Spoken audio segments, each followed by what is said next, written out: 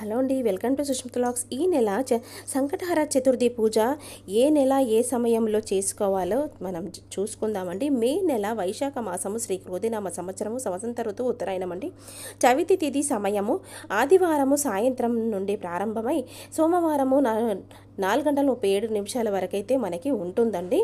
సంకటహర చతుర్థి పూజ ఆదివారము జరుపుకోవాలండి మనమందరము. నక్షత్రము వచ్చేసి మూలా నక్షత్రం అండి. ఉదయం 10:47 వరకైతే ఉంటుంది. తదుపరి ఉత్తరాషాఢ నక్షత్రం అండి.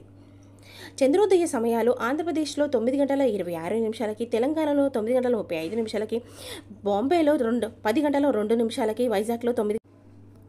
మనకి బుక్ స్టాల్స్లో బయట దొరుకుతుందండి ఈ పుస్తకము. సంకటహర చతుర్థి పూజ పుస్తకం ఇలా ఉంటుందండి. దీంట్లో అన్నీ ఉంటాయండి.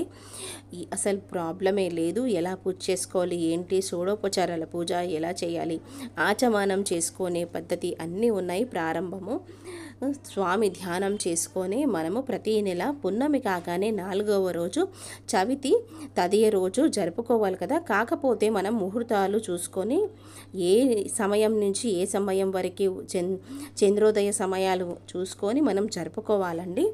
ఈ బుక్లో అన్నీ ఉంటాయి.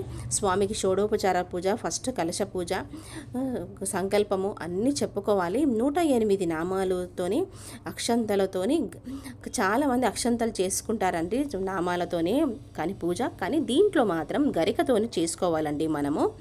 అది విశేషం అండి. స్వామికి గరిక అంటే చాలా ఇష్టము. ఉండ్రాలు నైవేద్యం ఎక్కించుకోవాలండి, పాయాసము ఉండ్రాలు. దాని తర్వాత మనము ఏదైతే భుజిస్తామో ఉపవాసం ఉండి సాయంత్రం చంద్రోదయం అయిపోయినాక ఉపవాసం వదిలి మనము పూజ విరమించుకోవాలి. చాలామంది ముడుపులు కూడా కట్టుకుంటారండి. ఆ కోరిక ఏదైతే ఉన్నదో ఆ కోరిక తీరినాక ముడుపుని మనం ఉండ్రాలుగా అందరికీ నైవేద్యం చేసి స్వామికి ఎక్కించి నైవేద్యం పంచిపెట్టుకుంటారండి.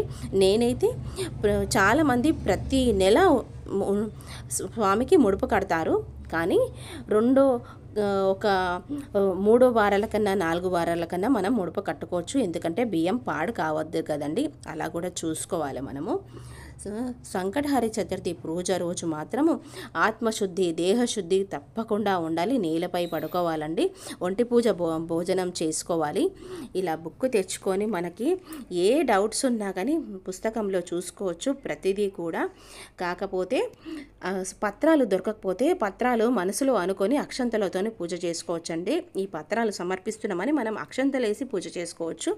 కానీ గరిక మాత్రం కంపల్సరీ అండి. ఈ పూజకి మాత్రము స్వామికి గరికతోని 108 నామాలు, ఆయనకి చాలా ప్రీతికరమైన గరిక మాత్రం తెచ్చుకొని మనం పూజ చేసుకుందాం.